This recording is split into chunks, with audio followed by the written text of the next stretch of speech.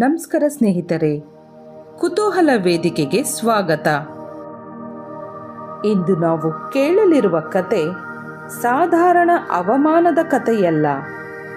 ಒಂದು ಕ್ಷಣದ ಅವಮಾನ ಇಡೀ ಇತಿಹಾಸದ ದಿಕ್ಕನ್ನೇ ಬದಲಿಸಿತು.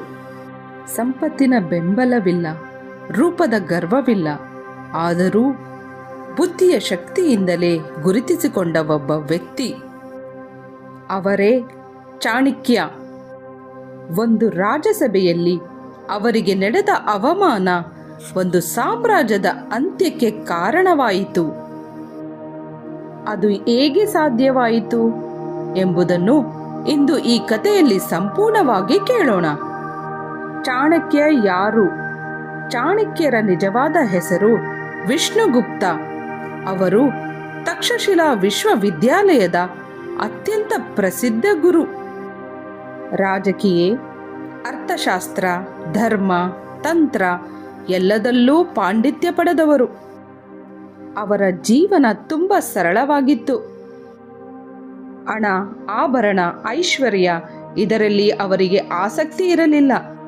ಅವರಿಗೆ ಬೇಕಾದದ್ದು ಒಂದೇ, ಧರ್ಮದಿಂದ ನಡೆಯುವ ರಾಜ್ಯ. ಮಗಧದ ರಾಜ ನಂದ.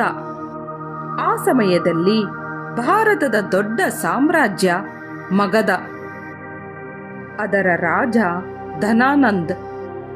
ಅವನ ಬಳಿ ಅಪಾರ ಧನ, ದೊಡ್ಡ ಸೇನೆ ಎಲ್ಲವೂ ಇತ್ತು.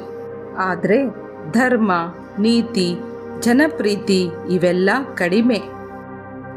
ಅದರಿಂದ ಜನರು ಅವನನ್ನು ಭಯದಿಂದ ಗೌರವಿಸುತ್ತಿದ್ದರು, ಪ್ರೀತಿಯಿಂದಲ್ಲ. ಚಾಣಕ್ಯರ ಉದ್ದೇಶ. ಚಾಣಕ್ಯ ಯೋಚಿಸಿದರು, ಇಂತಹ ರಾಜ್ಯದಲ್ಲಿ ಧರ್ಮ ಇರಬೇಕು, ರಾಜನು ಬುದ್ಧಿವಂತನಾಗಿರಬೇಕು. ಅದಕ್ಕಾಗಿ ಅವರು ನಂದ ರಾಜನನ್ನು ಭೇಟಿಯಾಗಿ ಮಾರ್ಗದರ್ಶನ ಕೊಡಲು ನಿರ್ಧರಿಸಿದರು.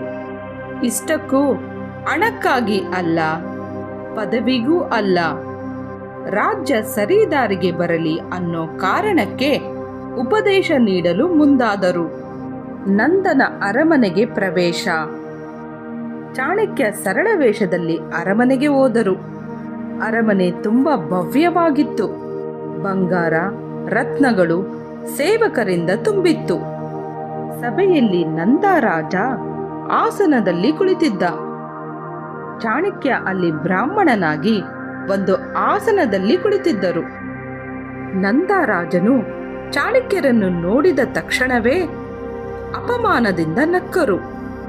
ಚಾಣಕ್ಯರ ವೇಷಭೂಷಣವನ್ನು ನೋಡಿ ಅಪಹಾಸ್ಯ ಮಾಡಿದರು. ಹಾಗೂ ಸೇವಕರಿಗೆ ಚಾಣಕ್ಯರನ್ನು ಸಭೆಯಿಂದ ಹೊರಹಾಕಲು ಆದೇಶಿಸಿದರು. ಆದರೆ ಚಾಣಕ್ಯ ಶಾಂತವಾಗಿ, ರಾಜನೇ, ನಾನು ನಿಮ್ಮ ರಾಜ್ಯದ ಹಿತಕ್ಕಾಗಿ ಕೆಲವು ಸಲಹೆಗಳನ್ನು ನೀಡಲು ಬಂದಿದ್ದೇನೆ ಎಂದರು. ಆದರೆ ನಂದರಾಜರು ಅವರ ಮಾತನ್ನು ಕೇಳಲಿಲ್ಲ. ಸೇವಕರು ಚಾಣಕ್ಯರನ್ನು ಬಲವಂತವಾಗಿ ಎಳೆದುಕೊಂಡು ಹೋದರು. ಅವರು ಚಾಣಕ್ಯರ ಶಿಕೆಯನ್ನು ಹಿಡಿದು ನೆಲಕ್ಕೆ ತಳ್ಳಿದರು. ಚಾಣಕ್ಯರ ಪ್ರತಿಜ್ಞೆ. ಆ ಕ್ಷಣದಲ್ಲಿ ಚಾಣಕ್ಯರ ಕಣ್ಣುಗಳಲ್ಲಿ ಕೋಪವಿರಲಿಲ್ಲ, ಅದರ ಬದಲು ಧರ್ಮದ ಬೆಂಕಿ ಹೊತ್ತಿತು. ಆಗ ಅವರು ತಮ್ಮ ಶಿಕೆಯನ್ನು ಹಿಡಿದು ಹೇಳಿದರು, ಈ ಶಿಕೆಯನ್ನು ನಾನು ಮತ್ತೆ ಕಟ್ಟಿಕೊಳ್ಳೋದು ನಂದ ವಂಶ ನಾಶವಾದ ದಿನ. ಅವರು ಮತ್ತೊಮ್ಮೆ ಹೇಳಿದರು, ನಿನ್ನ ಅಹಂಕಾರ ಮತ್ತು ನಿನ್ನ ಅಧರ್ಮ ಈ ರಾಜ್ಯವನ್ನೇ ನಾಶ ಮಾಡುತ್ತದೆ. ಆಗ ಸಭೆ ಸಂಪೂರ್ಣ ನಿಶ್ಶಬ್ದವಾಯಿತು. ಆದರೆ ರಾಜ ನಂದ ಮಾತ್ರ ನಗುತ್ತಲೇ ನಿಂತಿದ್ದ.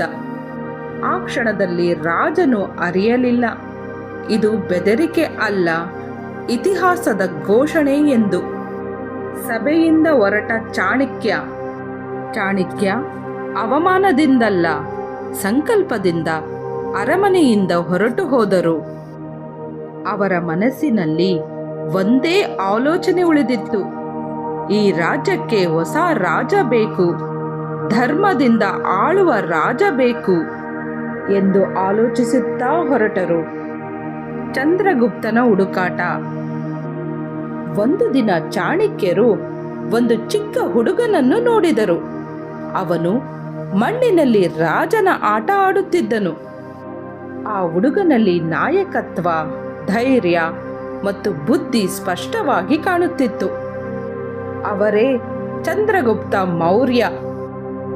ಚಾಣಕ್ಯರು ಆ ಹುಡುಗನನ್ನು ತುಂಬಾ ಹೊತ್ತು ಗಮನಿಸಿದರು ಹಾಗೂ ಅವನನ್ನು ನೋಡಿ ಚಾಣಕ್ಯ ಯೋಚಿಸಿದರು, ಇವನೇ ನನ್ನ ಉತ್ತರ, ನಂದ ವಂಶದ ಅಂತ್ಯ.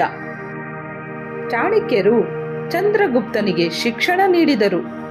ತಂತ್ರ, ರಾಜಕೀಯ ಮತ್ತು ಆಡಳಿತದ ಪಾಠಗಳನ್ನು ಕಲಿಸಿದರು. ಸಾಧನಗಳು ಮತ್ತು ಸಹಾಯ ಕಡಿಮೆ ಇದ್ದರೂ ಚಾಣಕ್ಯರ ಬುದ್ಧಿಯೇ ಅವರ ಅತಿ ದೊಡ್ಡ ಶಕ್ತಿಯಾಗಿತ್ತು. ಅವರ ತಂತ್ರ ಮತ್ತು ದೂರದೃಷ್ಟಿಯಿಂದ ನಂದವಂಶ ನಿಧಾನವಾಗಿ ಕುಸಿತವಾಯಿತು. ಕೊನೆಗೆ ನಂದರಾಜ ಸೋಲನ್ನು ಒಪ್ಪಿಕೊಳ್ಳಬೇಕಾಯಿತು. ಆ ದಿನ ಚಾಣಕ್ಯರು ತಾವು ಮಾಡಿದ ಪ್ರತಿಜ್ಞೆಯನ್ನು ಸಂಪೂರ್ಣವಾಗಿ ನೆರವೇರಿಸಿದರು. ಅವಮಾನಗೊಂಡ ದಿನದಿಂದ ಅವರು ತಮ್ಮ ಶಿಕೆಯನ್ನು ಕಟ್ಟಲೇ ಇರಲಿಲ್ಲ. ನಂದವಂಶ ಪತನವಾದ ಬಳಿಕ ಅಂದು ಮಾತ್ರ ಅವರು ಶಾಂತ ಮನಸ್ಸಿನಿಂದ ತಮ್ಮ ಶಿಕೆಯನ್ನು ಮತ್ತೆ ಕಟ್ಟಿಕೊಂಡರು. ಅದು ಕೇವಲ ಅವರ ವೈಯಕ್ತಿಕ ಗೆಲುವಿನ ಕ್ಷಣವಲ್ಲ, ಅದು ಧರ್ಮ, ಅಹಂಕಾರದ ಮೇಲೆ ಜಯಗೊಳಿಸಿದ ಕ್ಷಣ. ಸತ್ಯ ಮತ್ತು ಬುದ್ಧಿಯ ಶಕ್ತಿ ಗೆದ್ದ ಸಂಕೇತವೂ ಆಗಿತ್ತು. ಹಾಗಾದರೆ ಸ್ನೇಹಿತರೆ, ಇದು ಪ್ರತೀಕಾರದ ಕಥೆಯಲ್ಲ, ಇದು ಸತ್ಯ ಮತ್ತು ಧರ್ಮದ ಜಯದ ಕತೆ. ಅಹಂಕಾರ ಕ್ಷಣಿಕ, ಆದರೆ ಬುದ್ಧಿ ಶಾಶ್ವತ. ಚಾಣಕ್ಯರ ಜೀವನ ನಮಗೆ ಹೇಳುವುದು ಏನೆಂದರೆ, ಸಹನೆ ಮತ್ತು ಜ್ಞಾನ ಇದ್ದರೆ ಇತಿಹಾಸವನ್ನೇ ಬದಲಿಸಬಹುದು. ಸ್ನೇಹಿತರೆ, ಈ ಚಾಣಕ್ಯರ ಕತೆ ನಿಮಗೆ ಇಷ್ಟವಾದಲ್ಲಿ ಲೈಕ್ ಮಾಡಿ, ಶೇರ್ ಮಾಡಿ ಮತ್ತು ಸಬ್ಸ್ಕ್ರೈಬ್ ಮಾಡೋದನ್ನು ಮರಿಬೇಡಿ.